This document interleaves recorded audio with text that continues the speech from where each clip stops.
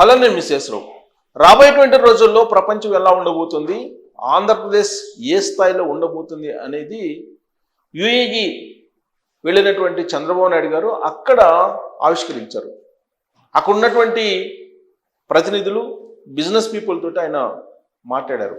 ఆ సందర్భంగా ఎయిర్ ట్యాక్సీలు వాడుతూ ఉన్నాయి దుబాయ్, అలాగే సింగపూర్. వాటికి రాబోయేటువంటి రోజుల్లో ఆంధ్రప్రదేశ్ నుంచి ఎయిర్ ట్యాక్సీలని తయారు చేసి వాళ్ళకి ఎగుమతి చేస్తాము, ఆ రేంజ్కి ఆంధ్రప్రదేశ్ వెళ్ళబోతుంది అనేది చంద్రబాబు నాయుడు గారు చెప్తూ ఉన్నారు. ఇప్పుడున్నటువంటి ఆధునిక యుగంలో ఏదైనా సాధ్యమే.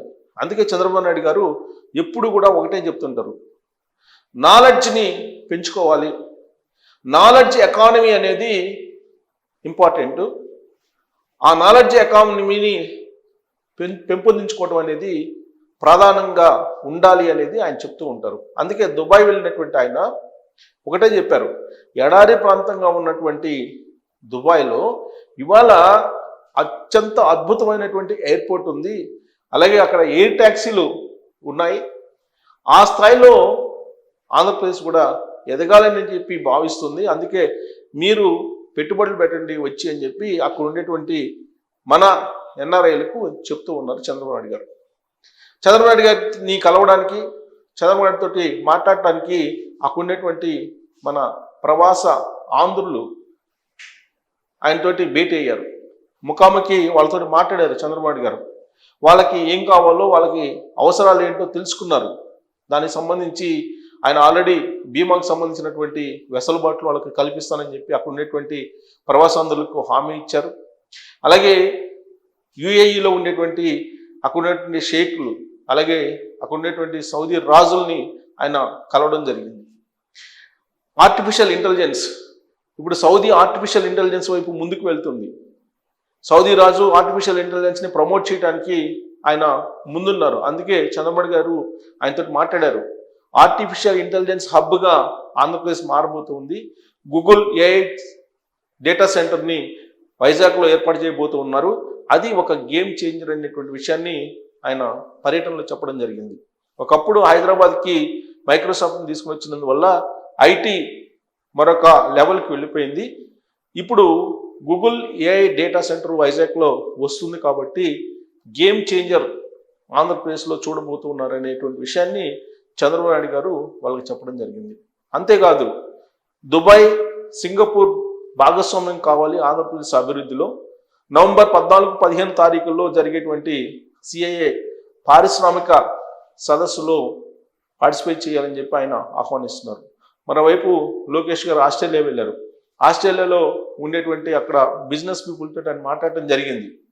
ఆంధ్రప్రదేశ్లో ఉండేటువంటి వెసులుబాట్లు ఏంటి, పెట్టుబడులు పెట్టడానికి ఏ రంగంలో పెట్టుబడి పెడితే బాగుంటుంది అనేటువంటి సజెషన్స్ కూడా ఇవ్వడం జరిగింది.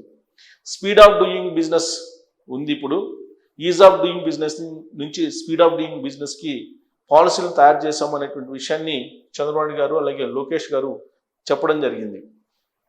ఆ కారణంగా పెట్టుబడి పెట్టడానికి ముందుకు వస్తే దాన్ని మీ కంపెనీ కింద కాకుండా మా కంపెనీ కింద మేము చూసుకుంటాము, మీకు ఏం కావాలో అదంతా ఏర్పాటు చేస్తాము అనేటువంటి విషయాన్ని చెప్పడం జరిగింది. సో చంద్రబాబు నాయుడు గారు మరొక దుబాయ్ని, మరొక సింగపూర్ని ఆంధ్రప్రదేశ్లో చూస్తూ ఉన్నారు. ఆంధ్రప్రదేశ్కు ఉన్నటువంటి కోస్తా తీరం ఎంత వెసులుబాటు ఉందో ఆయన వివరించారు. ఎడారి లాంటి దుబాయ్, గల్ఫ్ కంట్రీస్లోనే డెవలప్మెంట్ జరుగుతుంటే ఎయిర్ ట్యాక్సీలు ప్రయాణం జరుగుతూ ఉంటే ఆంధ్రప్రదేశ్లో ఎందుకు జరగదు? ఆంధ్రప్రదేశ్లో కోస్తా తీరం ఉంది, దాదాపు 1050 కిలోమీటర్ల కోస్తా తీరం ఉంది, ఓడరేవులు ఉన్నాయి. ఇప్పటికే ఇన్ని ఉన్నప్పటికీ కూడా రైల్వే లైన్లు ఉన్నాయి, అలాగే రోడ్డు మార్గాలు ఉన్నాయి, ఎయిర్పోర్ట్స్ ఉన్నాయి, ఇన్ని రకాల వెసులుబాట్లు ఉన్నాయి. అయినప్పటికీ దుబాయ్, సింగపూర్ లాగా మనం ఎందుకు డెవలప్ కాలేకపోతున్నాం అనేటువంటి విషయాన్ని ఆయన అక్కడ ఆవిష్కరించారు ప్రవాసాంధ్రుల ఎదుట.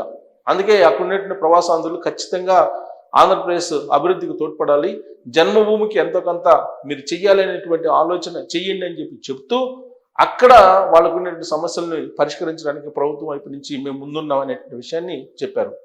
ప్రధానంగా ఆయన చేసినటువంటి శపథం ఏంటంటే యుఏఈ పర్యటనలో రాబోయేటువంటి రోజుల్లో సింగపూర్కి దుబాయ్కి ఎయిర్ ట్యాక్సీలని సరఫరా చేస్తాము, ఎయిర్ ట్యాక్సీలని అందజేస్తాము, అంత పరిజ్ఞానం ఆంధ్రప్రదేశ్లో ఉంది అనేటువంటి విషయాన్ని ఆయన అక్కడ ప్రస్ఫుటంగా చెప్పడం జరిగింది. దానికి కారణం ఏంటంటే 2026 జనవరి కల్లా క్వాంటమ్ కంప్యూటర్స్ రాబోతుంది.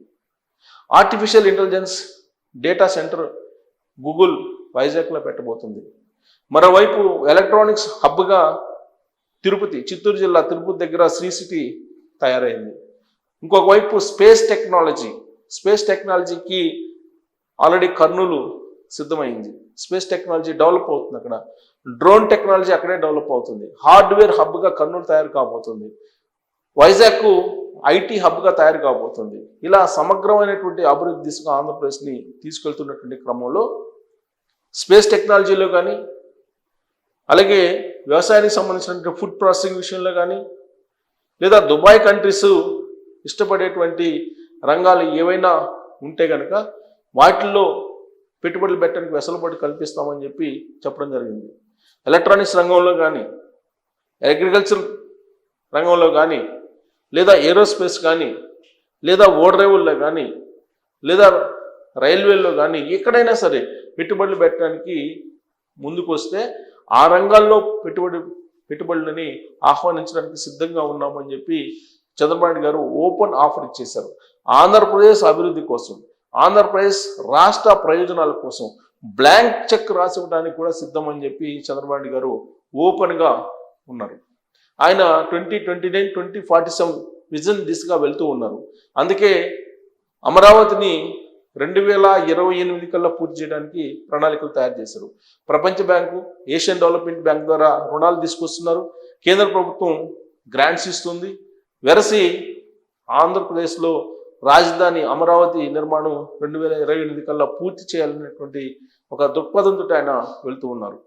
దాంతోపాటు ఆయా రంగాల్లో పెట్టుబడులు పెట్టడానికి పారిశ్రామికవేత్తలను ఆహ్వానిస్తున్నటువంటి క్రమంలో ఇప్పుడు ఎయిర్ ట్యాక్సీలను ఆంధ్రప్రదేశ్లో తయారు కాబోతున్నాయి.